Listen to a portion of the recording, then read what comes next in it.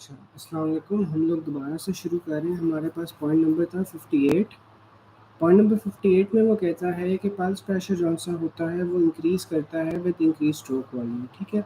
अब जो pulse pressure है ये होता क्या है? पल्स प्रेशर आपके पास सिस्टोलिक माइनस डायस्टोलिक प्रेशर होता है, ठीक है? अब नॉर्मल हमारे पास जो सिस्टोलिक प्रेशर है वो कितना होता है 120, डायस्टोलिक प्रेशर हमारे पास कितना होता है नॉर्मली 80, ठीक है? तो दोनों का जो डिफ़रेंस होगा ना वो हमारे पास पल्स प्रेशर हो जाएगा, ठीक है? अगला पॉइंट ये कहता है कि पल्स प्रेशर जौन-सा होता है वो स्ट्रोक वॉल्यूम के डायरेक्टली प्रोपोर्शनल होता है, ठीक है? जैसे-जैसे आपके पास स्ट्रोक वॉल्यूम इंक्रीज़ होगा, आपका पल्स प्रेशर भी इंक्रीज़ होगा। जबकि जो पल्स प्रेशर है वो इन्वर्सली प्रोपोर्शनल होता है टू द आर्टेरियल कंप्लायंस। आपके पास आर्टेरियल कंप्लायंस क्या होती है कि आपके पास the ability of the artery to stretch जब उसके ऊपर उसके प्रेशर से ब्लड आता है, ठीक है? तो ज़ाहिर है जितनी आपके पास कंप्लायंस ज़्यादा होगी, जितनी आर्टरी की एबिलिटी आपके पास ज़्यादा होगी टू स्ट्रेच, तो उतना आपके पास जो पल्स प्रेशर है ना, यानी कि जो आप पल्स फ़ील कर रहे हो आपके पास कम हो जाएगी और इन्वर्सली प्रोपोर्शनल होता है आर्टेरियल कंप्लायंस में। The most important determinant of pulse pressure is stroke volume, क्योंकि स्ट्रोक वॉल्यूम के वो डायरेक्टली प्रोपोर्शनल होता है। Decreasing capacitors such as those that occur with aging process cause increase in pulse pressure, ठीक है? ऐसे सारे प्रोसेसेस जिससे आपके पास कैपेसिटेंस डिक्रीज हो रही है तो वो आपके पास क्या करेंगी, पल्स प्रेशर को इंक्रीज करेंगी।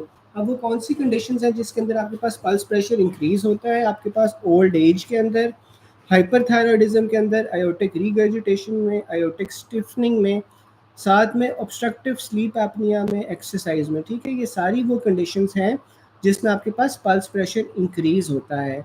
जबकि आपके पास जो डिक्रीज्ड पल्स प्रेशर है वो आपको किन कंडीशंस में मिलेगा? आपको एओर्टिक स्टेनोसिस में मिलेगा, कार्डियोजेनिक शॉक में मिलेगा, कार्डियक टैम्पोनाड में मिलेगा और हार्ट फेलियर में मिलेगा। इनमें आपके पास पल्स प्रेशर कम हो जाता है, ठीक है? क्योंकि इनमें आपके पास कंप्लेंट ज़्यादा हो रही है। फिर आपके पास आ जाते हैं मीन आर्टेरियल प्रेशर। जो मीन आर्टेरियल प्रेशर है इसके दो फार्मूलाज हैं, आपको दोनों फार्मूलाज आने चाहिए। सबसे पहले हमारे पास आ जाते हैं जो पहला फार्मूला है that is mean arterial pressure is equal to 2/3 of diastolic pressure plus 1/3 of systolic pressure, ठीक है? तो 2/3 डायस्टोलिक प्रेशर का plus 1/3 of systolic pressure. It is also calculated as diastolic pressure plus 1/3 of pulse pressure, ठीक है?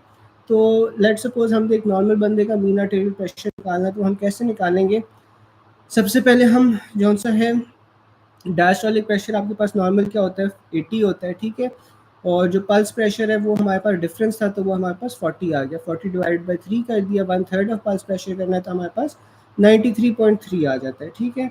या फिर उसका दूसरा फॉर्मूला आपके पास ये होता है mean arterial pressure is equal to cardiac output into total peripheral resistance, ठीक है? तो मीन आर्टेरियल प्रेशर का जो फॉर्मूला है वो क्या है? Cardiac output into total peripheral resistance. फिर आपके पास कार्डियक आउटपुट आ जाती है। कार्डियक आउटपुट आपके पास क्या होता है कि 1 मिनट के अंदर आपके पास हार्ट कितना ब्लड निकाल रहा है, ठीक है? उसे हम कार्डियक आउटपुट कहते हैं। तो वो होता है आपके पास stroke volume into heart rate, ठीक है? स्ट्रोक वॉल्यूम क्या होता है कि जो ब्लड आपका हार्ट एक बीट पे निकाल रहा है इनटू हार्ट रेट, यानी कि वो कितनी बार बीट कर रहा है 1 मिनट के अंदर, तो वो आपके पास कार्डियक आउटपुट आ जाएगा।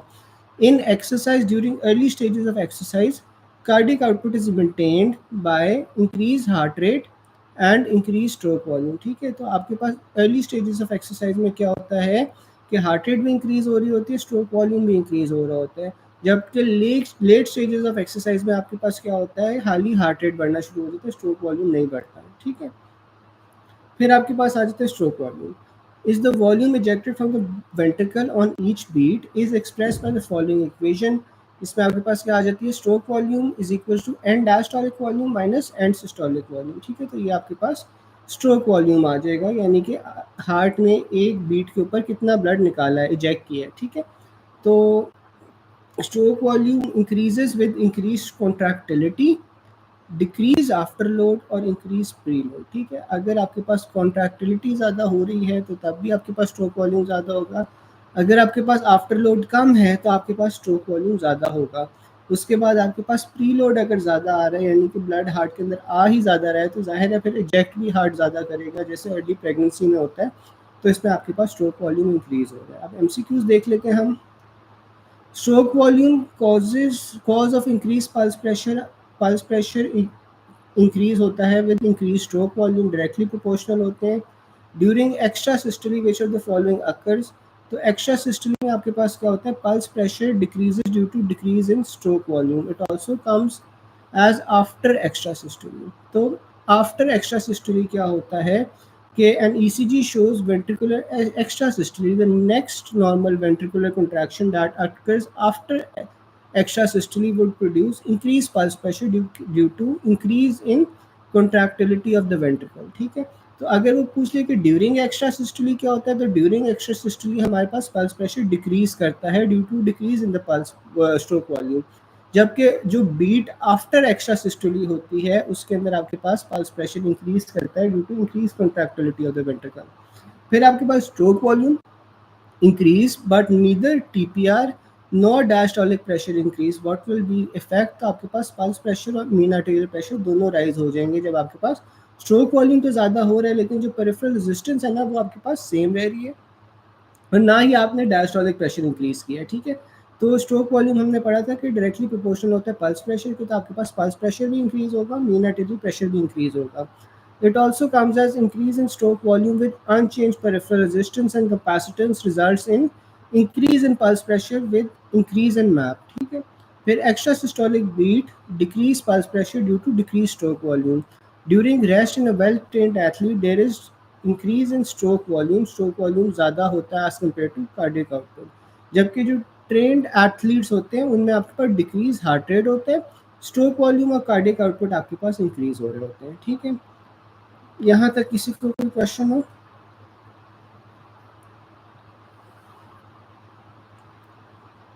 यहाँ तक किसी को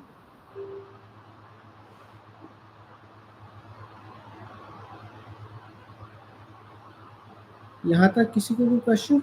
चलो आगे चलते हैं हम। फिर हमारे पास आ जाता है पल्स प्रेशर। ठीक है, पल्स प्रेशर आपके पास क्या होता है, difference between systolic and diastolic BP. ठीक है, जो पल्स प्रेशर था वो हमारे पास सिस्टोलिक और डायस्टोलिक बीपी के दरमियान में डिफरेंस था। Pulse pressure increase by maximum resistance in arteries then aorta. ठीक है, जो आपके पास पल्स प्रेशर आ रहा है वो आपके पास कैसे इंक्रीज होता है, वो आपके पास इंक्रीज होता है maximum resistance in arteries then aorta. ठीक है, तो जो आपके पास पूरा का पूरा सिस्टेमिक रेजिस्टेंस है ना उसकी वजह से आपके पास ज़्यादा इंक्रीज हो रहा है then the resistance in the aorta. Regarding pulse pressure it decrease in systemic pressure. Highest pulse pressure आपके पास कहाँ पे होता है, हाईएस्ट पल्स प्रेशर आपके पास femoral आर्टरी में होता है। Pulse wave velocity can be use to detect blood flow in the extremities. तो जो आपके पास पल्स वेव वेलोसिटी होती है ना उससे आप क्या डिटेक्ट कर रहे होते हैं, जो ब्लड फ्लो एक्सट्रीमिटीज को किस तरह जा रहा है। ठीक है, अब इस तरह की कंडीशंस होती है जिस तरह गैंग्रीन हो गया जिसमें आपके पास जो वेलोसिटी होती है ब्लड की वो ब्लड फ्लो आपके पास खत्म हो जाता है। ठीक है, तो पल्स वेव वेलोसिटी आप क्यों यूज़ कर रहे हो, आप एक्सट्रीमिटीज़ के अंदर ब्लड फ्लो को डिटेक्ट करने के लिए यूज़ करते हो। ठीक है, फिर आपके पास मीन आर्टेरियल प्रेशर आ जाता है। जो मीन आर्टेरियल प्रेशर है that is cardiac output into the total peripheral resistance. ये हमने फॉर्मूला ऊपर भी पढ़ा था। It also comes as mean arterial pressure is equals to diastolic pressure plus 1/3 of pulse pressure. फिर आपके पास आता है increase stroke volume while keeping TPR diastolic pressure normal. What will happen, तो अगर आपके पास स्ट्रोक वॉल्यूम ज़्यादा हो रहा है, आपने टोटल पेरिफेरल रेजिस्टेंस आपने जौन सी है वो मेंटेन रखी है और साथ में डायस्टोलिक प्रेशर भी आपने वही रखा हुआ है, तो आपके पास मीन आर्टेरियल प्रेशर ज़्यादा हो जाएगा। Blood flow to tissue is maintain by mean arterial pressure. The main circulatory drive और blood flow is mean arterial pressure. ठीक है, फिर आपके पास कार्डिक आउटपुट आ जाता है। कार्डिक आउटपुट राइट हार्ट और लेफ्ट हार्ट का जौन सा होते हैं ना वो सेम परसेंटेज होती है। फिर उसके बाद हमारे पास आ जाते हैं cardiac output when divided by heart rate equals two stroke volume. तो जो कार्डिक आउटपुट होता है अगर उसे हम हार्ट रेट से डिवाइड करें तो वो स्ट्रोक वॉल्यूम आ जाता है। ठीक है, क्योंकि स्ट्रोक कार्डिक आउटपुट का हमारे पास क्या फॉर्मूला था, कार्डिक आउटपुट का हमारे पास फॉर्मूला था stroke volume into heart rate. A person took stairs to fourth floor, increased cardiac output will be due to increased preload। The best index of afterload is blood pressure। तो after load देखने के लिए आपके पास सबसे बेहतरीन तरीका क्या होता है कि आप ब्लड प्रेशर को मेजर करो। ठीक है, यहाँ तक किसी को कोई बात ना समझ आई हो? गैस आप लोगों की थोड़ी सी एक्टिव पार्टिसिपेशन चाहिए। आप लोग चैट में प्लीज़ बता सकते हैं कि यहाँ तक किसी को कोई बात नहीं समझ आई हो, कोई चीज़ समझ नहीं हो।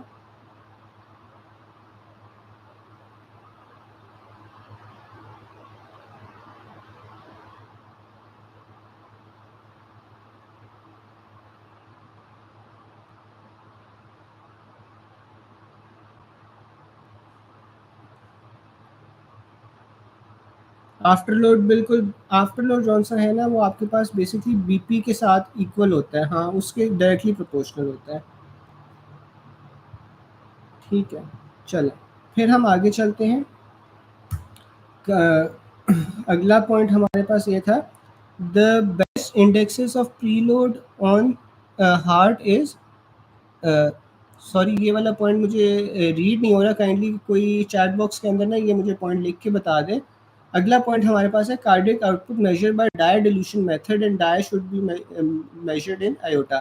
तो जो आपके पास कार्डियक आउटपुट है ना वो आप मेजर कैसे करते हो, आप डाई डाइल्यूशन मेथड से मेजर करते हो। ठीक है, इसमें आप क्या कर रहे हो, डाई को इंजेक्ट कर रहे हो आयोटा के अंदर, जिससे आप फिर कार्डियक आउटपुट मेजर कर रहे हो। Keeping and diastolic length constant, how can the cardiac output be increased.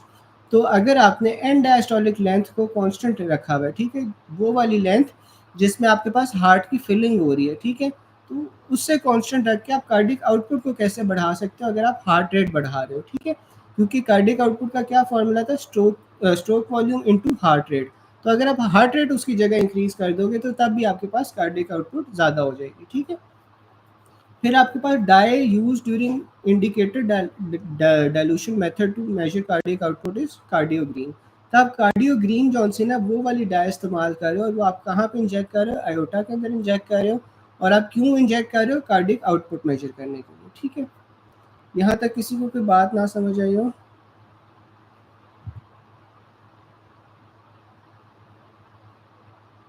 हाँ, the best index of preload on heart is left ventricular and diastolic volume. तो आपके पास जो left ventricular and diastolic volume होता है ना वही प्रीलोड को इंडिकेट कर रहा होता है। प्रीलोड क्या होता है कि जो आपके पास हार्ट को फिल करते हुए वॉल्यूम आपके पास हार्ट के अंदर जा रहा है ना वो आपके पास एंड डायस्टोलिक वॉल्यूम होता है। ठीक है, और उसी को हम प्रीलोड कहते हैं। ठीक है, तो ये एक ही चीज़ है। फिर अगला पॉइंट हमारे पास आ जाता है कि फास्टेस्ट कंडक्शन कहाँ पे होती है। तो सबसे तेज़ी से कंडक्शन होती है ना वो आपके पास परकंजे फाइबर्स में होती है। अगर हम पेस मेकर के रेट्स को कंपेयर करें ना तो आपके पास एस ए नोड का रेट सबसे ज़्यादा होता है। ठीक है, इसीलिए आपके पास जो एस ए नोड है वो प्राइमरी पेस मेकर होता है ऑफ द हार्ट। फिर आपके पास ए बी नोड आ जाता है, फिर आपके पास बंडल ऑफ हिस परकंजे फाइबर्स आ जाते हैं। ठीक है, तो ये आपके पास पेस मेकर के रेट्स हैं। सबसे पहले आपके पास एस ए नोड है, फिर ए वी नोड है, फिर आपके पास बंडल ऑफ हिस है। ठीक है, फिर आपके पास स्पीड ऑफ कंडक्शन आ जाती है। जो स्पीड ऑफ कंडक्शन है वो सबसे ज़्यादा आपके पास परकंजे फाइबर्स की होती है, is greater then atria, greater than ventricles and greater than A V node. ठीक है, तो स्पीड ऑफ कंडक्शन है वो सबसे ज़्यादा आपके पास परकंजे फाइबर्स की है, फिर आपके पास एट्रिया की है, फिर वेंट्रिकल्स की है और फिर ए वी नोड की है। ठीक है, ये ऑर्डर आपने फॉलो करना है। लोकेशन आपके पास आ जाएगी एस ए नोड की क्या होती है, सब एपिकार्डियम होती है। ठीक है, आपके पास हार्ट की 3 लेयर्स होती हैं, एपिकार्डियम, मायोकार्डियम और एंडोकार्डियम। जो आपके पास एस ए नोड है ना वो एपिकार्डियम के बिल्कुल नीचे पड़ा होता है। ठीक है, तो एस ए नोड आपके पास कहाँ है, सब एपिकार्डियम में upper portion of the crista terminalis पे। जबकि जो ए बी नोड होता है, ए बी नोड आपके पास एंडोकार्डियम में होता है। ठीक है, और जो कंडक्टिंग सिस्टम्स हैं वो आपके पास सब एंडोकार्डियम में होते हैं। ठीक है, एस ए नोड आपके पास कहाँ हो गया, सब एपिकार्डियम में, ए बी नोड कहाँ पे हो गया, एंडोकार्डियम में, और कंडक्टिंग सिस्टम कहाँ पे आ गया, सब एंडोकार्डियम में, उसके भी नीचे। फिर हम एमसीक्यूज देख लेते हैं। The conducting system of heart is made up of specialised cardiac muscle. ठीक है, जो कंडक्टिंग सिस्टम होता है हार्ट का वो स्पेशलाइज्ड कार्डियक मसल से बना होता है। Conduction system of heart is present इन सब एंडोकार्डियम। ठीक है, अभी हमने ऊपर पढ़ा था कि जो कंडक्टिंग सिस्टम होता है वो सब एंडोकार्डियम में होता है। Slowest conducting system is heart, आपके पास क्या होगा, आपके पास ए बी नोड आ जाएगा। जबकि जो फास्टेस्ट कंडक्टिंग होता है वो आपके पास परकंजे फाइबर्स आ जाते हैं। जो वरापामिल का मैकेनिज्म ऑफ एक्शन होता है, वरापामिल आपके पास क्या है, कैल्शियम चैनल ब्लॉकर है। इसका मैकेनिज्म एक्शन क्या होता है कि जो ए बी नोडल डिले होता है ना इसे इंक्रीज कर देता है। ठीक है, जब आपके पास एट्रिया कॉन्ट्रैक्ट करते हैं और फिर जब वेंट्रिकल्स कॉन्ट्रैक्ट करते हैं, उन दोनों के जो दरमियान में गैप होता है उससे हम ए बी नोडल डिले कहते हैं। तो ए बी नोडल डिले को वरापामिल जौन सा है वो इंक्रीज कर देता है। तो verapamil acts on both decrease S A node as well as A B node activity. ठीक है, तो उसने दोनों की एक्टिविटी को कम कर देना है, तो लिहाजा जो आपके पास बीच में टाइम बचेगा वो ज़्यादा हो जाएगा। ठीक है, फिर आपके पास आ जाता है typical location of S A node. तो आपके पास वो क्या होती है, superior part of Crysta terminalis, ठीक है। क्रिस्टा टर्मिनालिस आपके पास राइट एट्रियम के ऊपर पड़ा होता है, उसके सुपीरियर पार्ट के ऊपर आपके पास एसए नोड होता है। Calcium channel blockers that act on SA node आपके पास क्या होंगे, वेरापेमिल। अभी हमने पढ़ा था कि वेरापेमिल जो सा है वो एवी नोडल डिले को इंक्रीज करता है और वो दोनों एसए नोड और एवी नोड के ऊपर एक्ट करता है।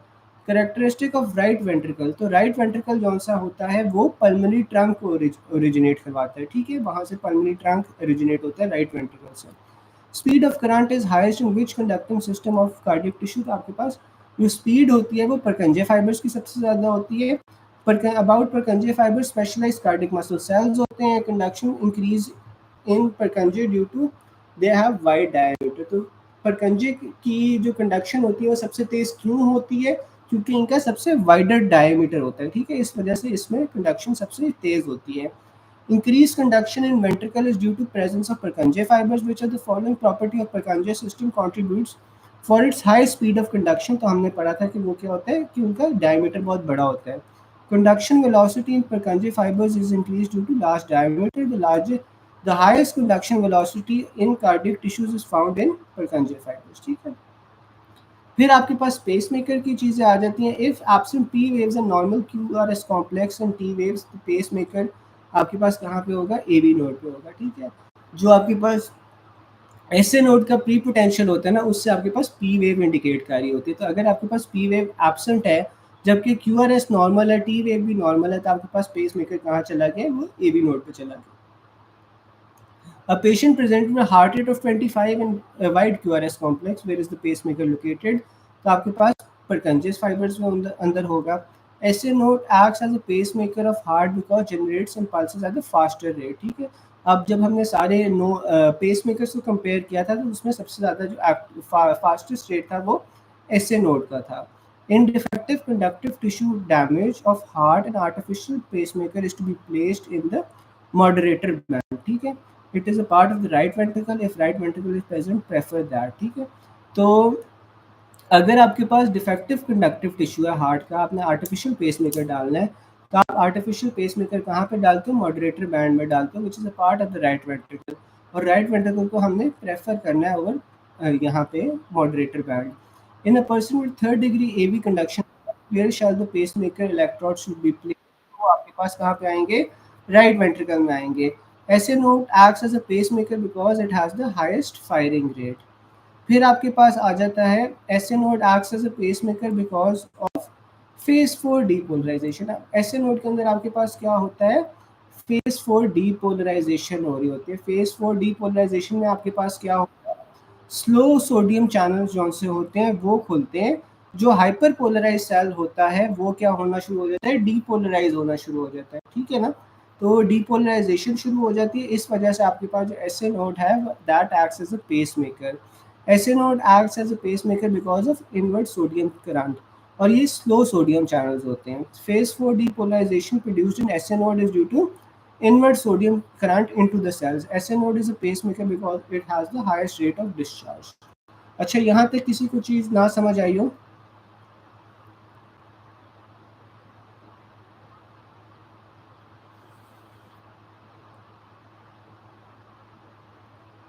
अच्छा, यहाँ पे किसी को कोई चीज़ क्लियर करनी हो, कोई चीज़ ना समझ आई हो?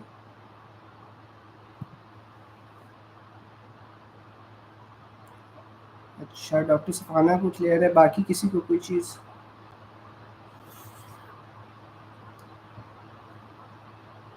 चलो, उसके बाद ना हम अगला पॉइंट कर लेते हैं।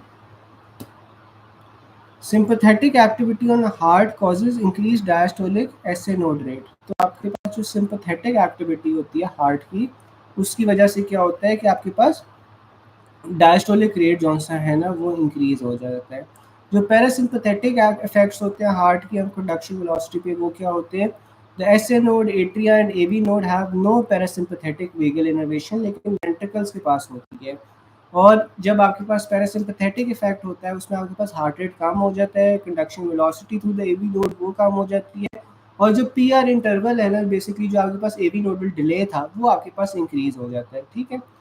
उसके बाद जो सिंपैथेटिक इफेक्ट्स हैं हार्ट पे, उस पे वो क्या होते हैं, नॉरएपिनेफ्रिन इज द न्यूरोट्रांसमीटर, और वो हमारे पास बीटा 1 रिसेप्टर से एक्ट करता है। ये हार्ट रेट को इंक्रीज करेगा, कंडक्शन वेलोसिटी को इंक्रीज करेगा थ्रू द एवी नोड, और पीआर इंटरवल को कम कर देगा। The parasympathetic supply of heart is via the vagus nerve, ठीक है। Regarding parasympathetic stimulation what is correct, तो पैरासिम्पैथेटिक स्टिमुलेशन में आपके पास क्या होगा, पीआर इंटरवल बढ़ जाएगा। Effect of non epinephrine of heart क्या होता है कि वो increase in rate of SA node depolarisation, ठीक है। डीपोलराइजेशन का रेट जो सा है वो बढ़ा देता है क्योंकि इसकी सिंपैथेटिक एक्टिविटी होती है। It also comes as slightly change times in options. Effect of epinephrine of heart is increased AB conduction, ठीक है। तो फिर उसके बाद आपके पास parasympathetic causes decrease heart rate by causing which of the following at the SA node. तो आपके पास जो पैरासिम्पैथेटिक इफेक्ट होता है वो उसका क्या होता है एसए नोड पे कि वो सोडियम का इन्फ्लक्स कौन सा है वो कम कर देता है, यानी कि डीपोलराइजेशन में देर कर देता है, ठीक है। इस वजह से आपके पास इसमें हार्ट रेट कौन सा है वो कम हो जाता है। फिर अगला आपके पास आ रहा है vagal stimulation of myocardium acts predominantly at SA node causing altered sodium permeability, ठीक है, क्योंकि वो पैरासिम्पैथेटिक इफेक्ट कर रहा है। Strong vagal stimulation effect on heart क्या होता है कि वो डिक्रीज हार्ट रेट होती है, ठीक है, पैरासिम्पैथेटिक इफेक्ट होता है। Heart muscle acts as a syncytium because of gap junctions. तो हार्ट मसल जो सा होता है वो इस तरह यूनिक होता है कि इसके अंदर आपके पास गैप जंक्शंस प्रेजेंट होते हैं, और गैप जंक्शंस की वजह से it acts as a syncytium, यानी कि सारा का सारा हार्ट जो सा है वो इकट्ठा कॉन्ट्रैक्ट करता है और इकट्ठा रिलैक्स करता है। सिंसिटियम का ये मतलब होता है, ठीक है। Maximum heart rate increase in exercise, तो एक्सरसाइज के अंदर आपके पास मैक्सिमम हार्ट रेट इंक्रीज होता है। ब्रेन ब्रिज रिफ्लेक्स के फंक्शन क्या होता है कि वो आपके पास हार्ट रेट इंक्रीज करता है। ब्रेन ब्रिज रिफ्लेक्स या आर्टेरियल रिफ्लेक्स कहते हैं किसे, is an increase in heart rate due to an increase in central venous pressure. तो जब आपके पास सेंट्रल वीनस प्रेशर ज़्यादा हो रहा है, यानी कि पीछे की तरफ आपके पास ब्लड ज़्यादा अक्यूमुलेट हो रहा है, तो फिर हार्ट क्या करेगा, हार्ट तेज़ी से कॉन्ट्रैक्ट करना शुरू कर देगा in an attempt to clear out all the blood, ठीक है। तो वो आपके पास ब्लड सारा का सारा इजेक्ट करने के लिए हार्ट रेट आपके पास तेज हो जाएगा, ठीक है। तो जब भी आपके पास सीवीपी ज़्यादा होता है तो हार्ट रेट ऑटोमेटिकली ज़्यादा हो जाता है, और इससे फिर हम ब्रेन ब्रिज रिफ्लेक्स कहते हैं। Difference of increase hydrostatic pressure of kidney from heart is increase osmotic pressure along with capillary flow.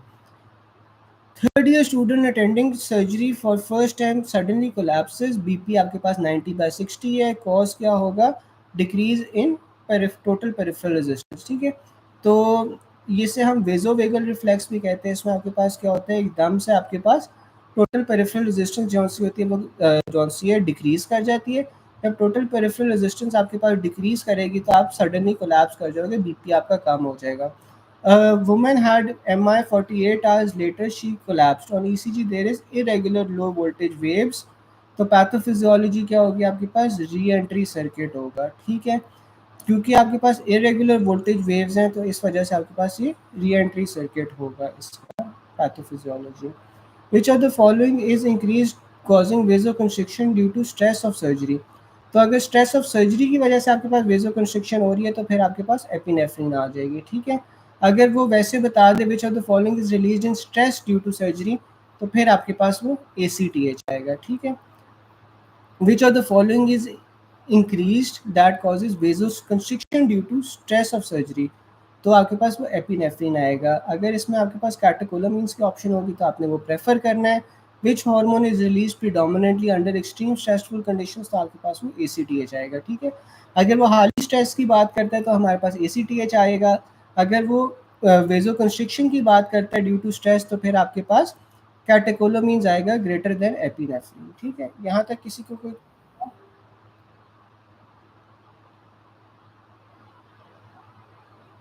Slowest conduction system is in ventricles, ये देखिए ऊपर ना आपके पास ये सारा टेबल दिया हुआ है।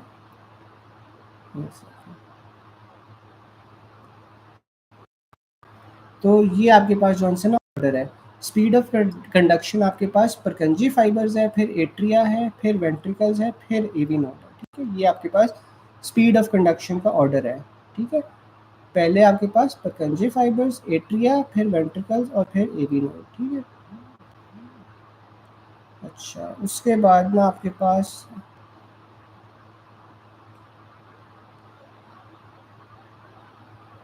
बिल्कुल डॉक्टर ज़ोया वो वेज़ोवेगल सिंकोपी की बात कर रहे हैं। डॉक्टर सादा किस चीज़ का जौन-सा है प्रेफ़रेंस बता दूँ? स्पीड ऑफ कंडक्शन की? स्पीड ऑफ कंडक्शन की प्रेफ़रेंस लिखी तो हुई है ऊपर और हमने पढ़ी भी है।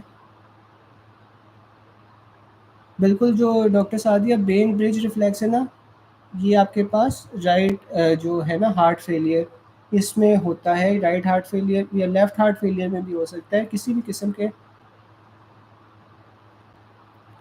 भी किस्म के हार्ट फेलियर में ना आपके पास ये जो है वेन ब्रिज रिफ्लेक्स हो जाता है, ठीक है? क्योंकि इसमें आपके पास जब जब भी पूलिंग ऑफ ब्लड होगी, तो तब आपके पास ये वेन ब्रिज रिफ्लेक्स एक्टिवेट होगा, क्योंकि जो राइट हार्ट फेलियर होता है, that itself is a complication of left heart failure ना, ठीक है? तो अगर आपके पास कोई भी कंजेस्टिव कार्डियक फेलियर, आप इस तरह याद रख लो कि सीसीएफ अगर हुआ हुआ है, तो पीछे की तरफ आपके पास नेक वेन्स की डिस्टेंशन होगी, नेक वेन्स की डिस्टेंशन की वजह से आपके पास वेगोवेगल रिफ्लेक्स कौन सा है ना, वो एक्टिवेट होता है। अच्छा, कभी एसीटीएच होता है, कभी कोर्टिसोल होता है। अच्छा, 1 सेकंड। अच्छा, ये मैं बता देता हूँ। अब ये आपके पास जौन-सा है ना, अगर तो वेज़ोकंस्ट्रिक्शन आ रही है, तो वेज़ोकंस्ट्रिक्शन के अंदर ना आपने एपिनेफ्रिन को जौन-सा है ना, वो प्रेफ़रेंस देनी है, ठीक है? एपिनेफ्रिन से भी ज़्यादा आपने कैटेकोलामीन्स को प्रेफ़रेंस देनी है। अगर वो ये बता दे कि आपके पास स्ट्रेस ड्यू टू सर्जरी आपके पास एसीटीएच होता है, और अगर आपके पास स्ट्रेस हुआ है साथ में वेज़ोकंस्ट्रिक्शन हुई है, तो फिर हमने कैटेकोलामिन्स को प्रेफर करना है ओवर एपिनेफ्रिन। अब आप ये पूछ रहे हो कि कभी इसका आंसर जौन सा है एसीटीएच होता है, कभी इसका आंसर कोर्टिसोल होता है। तो इसमें आपने ना एसीटीएच को प्रेफरेंस देनी है ओवर कोर्टिसोल, ठीक है? एसीटीएच को प्रेफरेंस देनी है ओवर कोर्टिसोल। ठीक है? और एपिनेफ्रिन आपने तब करना है जब वेज़ोकंस्ट्रिक्शन का लफ्ज़ आ जाएगा। अगर वेज़ोकंस्ट्रिक्शन का लफ्ज़ आएगा, उसमें भी आपने कैटेकोलामीन्स को प्रेफ़रेंस देनी है ओवर एपिनेफ्रिन, ठीक है? स्ट्रेस की वजह से अगर वेज़ोकंस्ट्रिक्शन है, तो फिर आपने catecholamines is greater than epinephrine. अगर हाल ही वो स्ट्रेस रिलेटेड पूछ लिया, तो उसमें ACTH is greater than cortisol.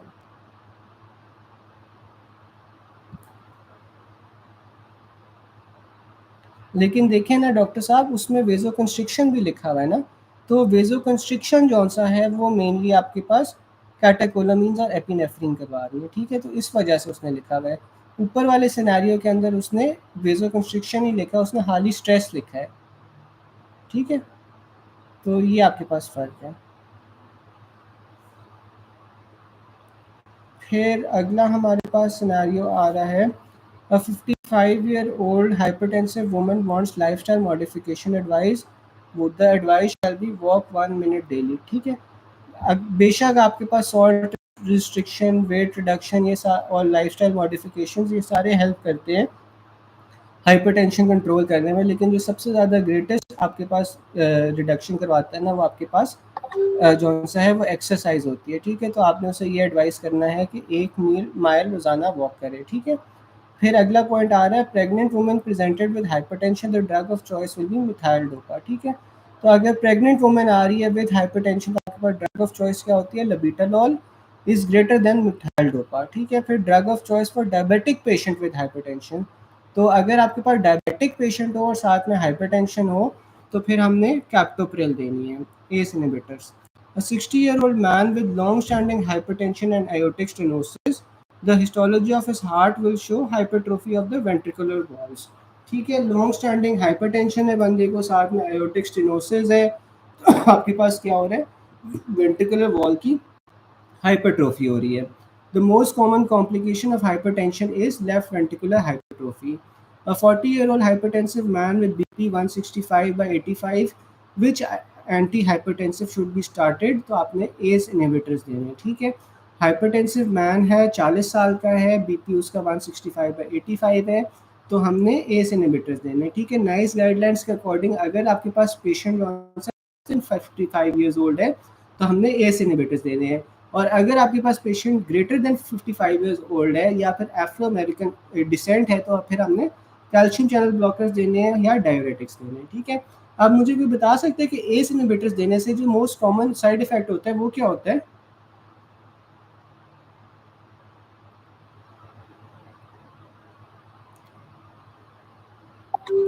जी बिल्कुल, कैटेकोलामिन्स को एपिनेफ्रिन से प्रेफ़र कर रहे हैं, कफ़ होती है, अच्छा। अब लेट्स सपोज़ कि किसी पेशेंट को बहुत ज़्यादा कफ़ होना शुरू हो गई है, तो फिर हम एस इनहिबिटर्स को किस तरह रिप्लेस करेंगे? कोई बता सकते हैं?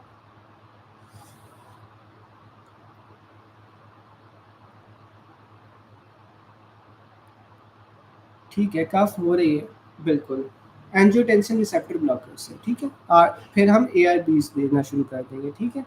तो लेस देन 55 इयर्स ओल्ड ना, यहाँ पे तो वैसे एस इनहिबिटर्स लिखा हुआ है, लेकिन आप दोनों दे सकते हो, एस इनहिबिटर्स भी दे सकते हो और एंजियोटेंसिन रिसेप्टर ब्लॉकर्स भी दे सकते हो। अगर एस इनहिबिटर से फिर उससे कोई मसले मसाइल हो रहे हैं, तो फिर आपने एंजियोटेंसिन रिसेप्टर ब्लॉकर्स देना शुरू कर देना है, ठीक है?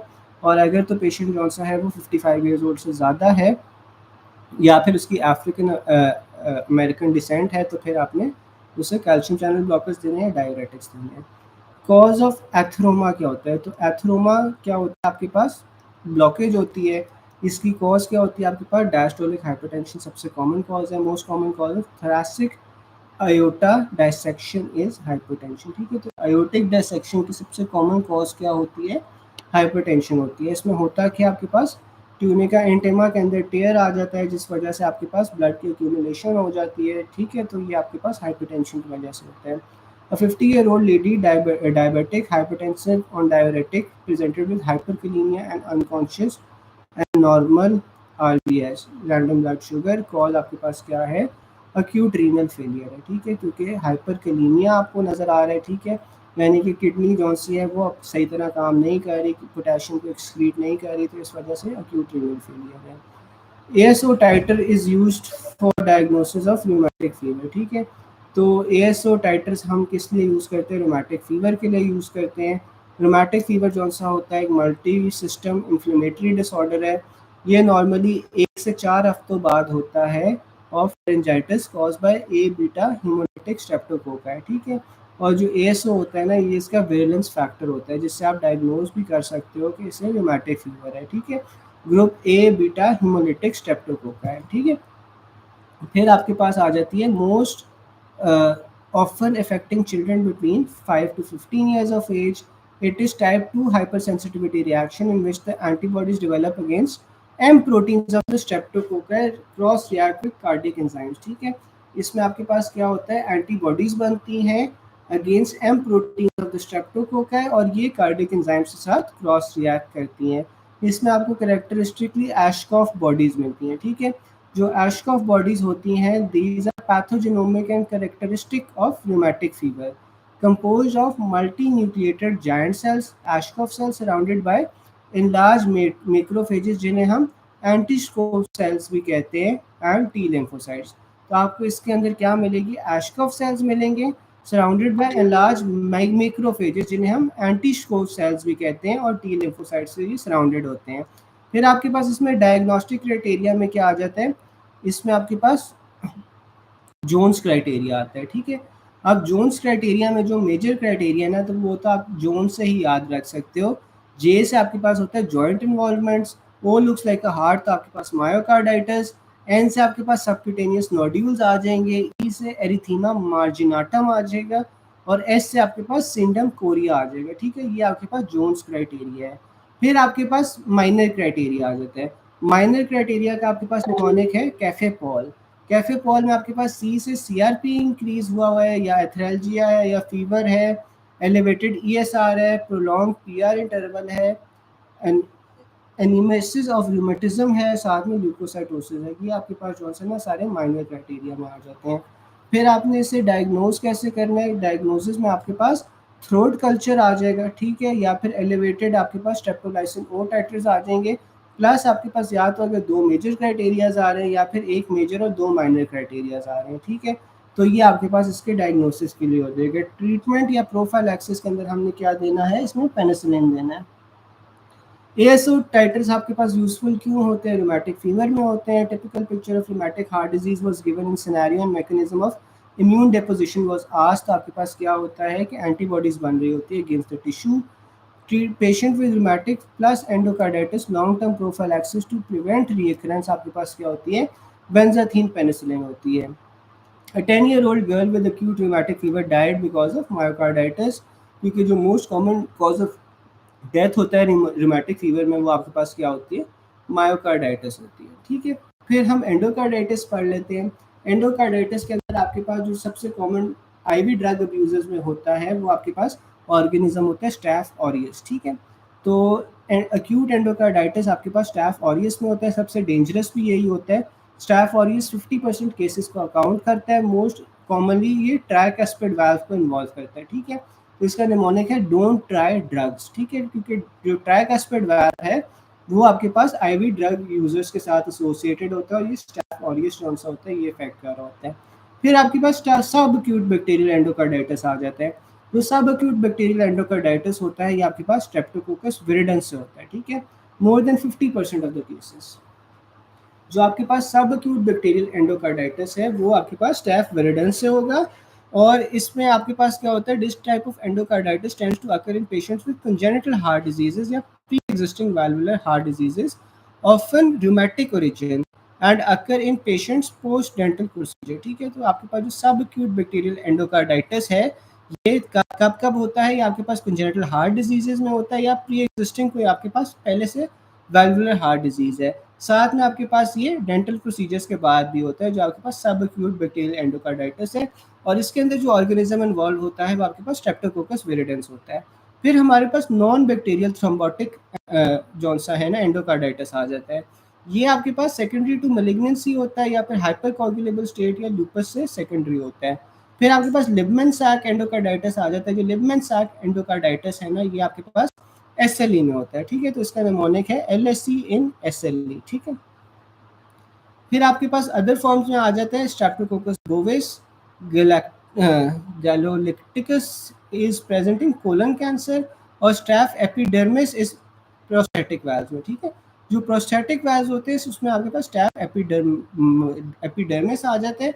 जबकि आपके पास अगर कोई pre existing valvular heart condition है उसमें आपके पास क्या आया था, स्ट्रेप्टोकोकस विरिडेंस आ रहा था. जो स्ट्रेप्टोकोकस बोविस होता है वो आपके पास कोलन कैंसर के साथ होता है. यहाँ तक किसी को कोई चीज़ ना समझ आई हो?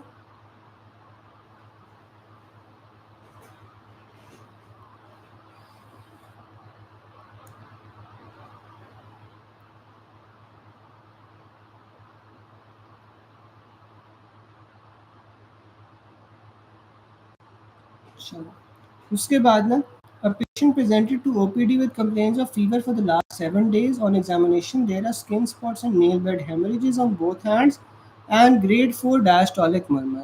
Past history is unremarkable. Patient is most likely suffering from infective endocarditis. ठीक है, तो इसमें आप देखो कि क्या कंप्लेन है. उसमें फीवर है for the last 7 days, skin के ऊपर स्पॉट है, नेल बेड हेमरेजेस है, ग्रेड 4 डायस्टोलिक मर्मर है. तो ये इन्फेक्टिव एंडोकार्डाइटिस है.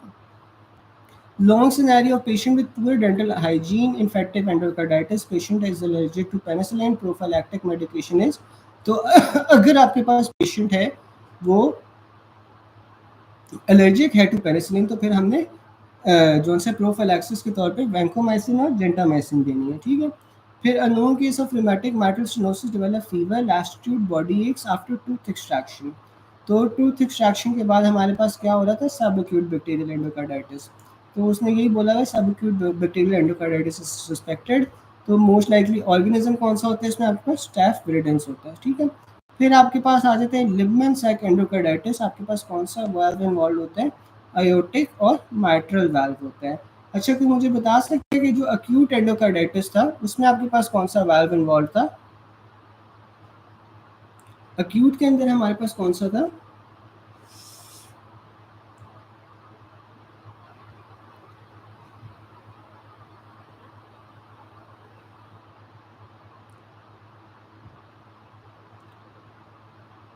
ट्राई एस्पेक्ट था ना, हमने पढ़ा था डोंट ट्राई ड्रग्स. ठीक है, तो आईवी ड्रग यूजर्स के अंदर हमारे पास जौन सा है वो क्या होता था, ट्राइकस्पिड इन्वॉल्व होता था और उसमें जो ऑर्गेनिज्म था वो क्या था, स्टैफ ऑरियस था.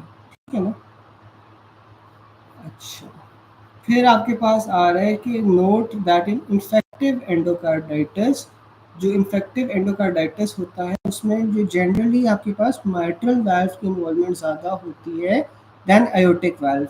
The tricuspid valve is involved in more than 50% cases of endocarditis of intravenous drug users in whom endocarditis is most commonly caused by staphylococcal infection, ठीक है। तो अगर वो वैसे जनरली इन्फेक्टिव एंडोकार्डाइटिस की बात करें तो सबसे ज़्यादा माइट्रल वाल्व इफेक्ट होता है ग्रेटर देन ट्राइकस्पिड वो aortic valve, ठीक है। और अगर वो आईवी ड्रग यूजर्स की बात करें तो आईवी ड्रग यूजर्स के अंदर आपके पास ट्राइकस्पिड वाल्व आ जाता है। फिर most involve in endocarditis in IV drug users आपके पास ट्राइकस्पिड होता है। Patient has complaints of joint pain on X-ray, silhouette of heart is seen. In childhood, she has recurrent attacks of pharyngitis of group B streptococcus group. Which valve is most commonly involved? तो आपके पास वो mitral valve होगा। Common cause of non bacterial endocarditis आपके पास terminal cancer के patients में होता है, और साथ में आपके पास और किस में हो रहा था, ये सेकेंडरी टू मैग्नेंसी होता है, साथ में हाइपरकोगुलेबल स्टेट में होता है और साथ में लूपस में होता है, ठीक है। फिर आपके पास आ जाता है non bacterial endocarditis is seen in neoplasms, ठीक है। Long scenario school teacher who after death was diagnosed as a case of endocarditis and lymphocytic infiltration of cardiac tissue, तो आपके पास वो कॉक्सकी वायरस आता है, ठीक है। कॉक्सकी वायरस आपके पास एंडोकार्डाइटिस भी करवाता है, मायोकार्डाइटिस भी करवाता है और पेरिकार्डाइटिस भी करवाता है, ठीक है। अगर आपके पास इस तरह आ जाए कि सडन डेथ हो गई है, एंडोकार्डाइटिस है, साथ में लिम्फोसिटिक इन्फिल्ट्रेशन है, तो लिम्फोसाइट कौन से होते हैं, वो वायरस के रिस्पॉन्स पे ज़्यादा होते हैं ना, तो इस वजह से कॉक्साकी वायरस इसका आंसर है, ठीक है। फिर आपके पास आता है कॉमन केस ऑफ सब एक्यूट एंडोकार्डाइटिस, तो सब एक्यूट एंडोकार्डाइटिस में आपके पास कौन सा ऑर्गेनिज्म आ जाएगा, स्ट्रेप्टोकोकस विरिडेंस आ जाएगा।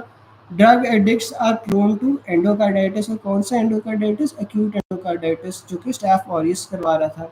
अब patient with damaged heart valves develop endocarditis organism most likely is Strep viridans. Diagnostic test for infective endocarditis आपके पास blood culture होता है। फिर a 20-year man with rheumatic valvular heart disease has been running a low-grade fever for the last 2 weeks. In addition to pansystolic murmur, he is found to have splenomegaly and clubbing, ठीक है। The treatment should commence with injection penicillin और gentamicin, ठीक है। और अगर penicillin से allergic है तो फिर हमने वैंकोमाइसिन शुरू कर देनी है। A 54-year-old man arrives in dental clinic for toothache. He has poor dental hygiene. He is advised to undergo dental extraction of molar tooth. He has history of rheumatic heart disease and a prostatic aortic valve. He is allergic to penicillin. Which of the following is the drug of choice for prostatic aortic valve? तो फिर आपके पास vancomycin और gentamicin आ जाएगी। Known case of rheumatic mitral stenosis develops fever, lassitude, body aches after tooth extraction. Doctor suspected सब acute bacterial endocarditis, तो इसके अंदर organism कौन सा होता है, स्ट्रेप विरिडेंस होता है। फिर आ जाता है कि non thrombotic bacterial endocarditis is frequently associated with terminal neoplasm. Large purple vegetations are present in infective endocarditis. Most common cause of subacute bacterial endocarditis is strep viridans. Most common condition that occurs in IV drug abusers, तो आपके पास वो क्या होता है, infective endocarditis होता है। A patient has fever, malaise, anemia, weight loss for several weeks. On examination आपको splenomegaly मिल रही है, splinter hemorrhages मिल रहे हैं, तो आपने नेक्स्ट इन्वेस्टिगेशन क्या करवानी है, आपने ब्लड कल्चर करवाना है। Female has valvular heart disease. Such patients are risks are developing of infective endocarditis. Which organism is commonly responsible? तो आपके पास वो स्ट्रेप्टोकोकस विरिडेंस आ जाएगा, ठीक है। और फिर अगर आपके पास वैल्वुलर हार्ट डिजीज है लेकिन आपने पेशेंट ने आईयूसीडी इंसर्ट करना है, विच बैक्टीरियल कॉजेज इन्फेक्टिव एंडोकार्डाइटिस, तो आपके पास वो एंटेरोकोकस फिकालिस होगा जो आईयूसीडी से होगा, ठीक है। फिर आपके पास आ जाता है most common organism in infective endocarditis, आपके पास स्ट्रेप विरिडेंस आ रहा है, ठीक है। जो सबसे कॉमन ऑर्गेनिज्म होता है वो तो स्ट्रेप विरिडेंस होता है, लेकिन जो सबसे डेंजरस ऑर्गेनिज्म होता है वो आपके पास स्टैफ ऑरियस होता है, ठीक है। मोर्टेलिटी सबसे ज़्यादा स्टैफ ऑरियस की होती है। करेक्ट सीक्वेंस ऑफ इवेंट्स आपके पास क्या होता है जब ये डैमेज होता है, डैमेज वाल्व होता है, फिर आपके पास थ्रोम्बस होता है, बैक्टीरिया होता है, परफोरेशन होता है, ठीक है।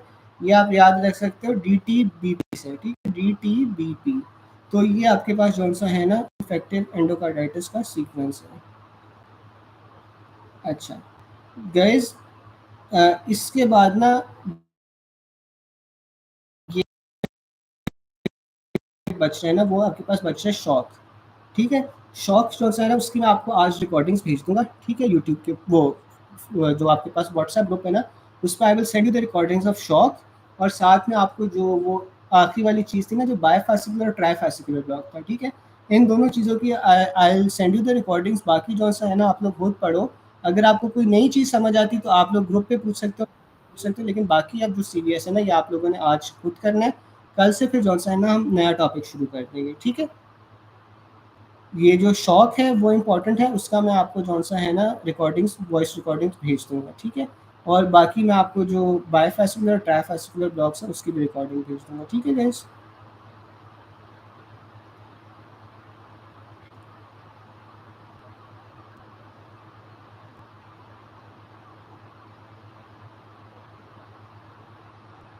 चलो, ओके गाइज़, अल्लाह हाफ़िज़।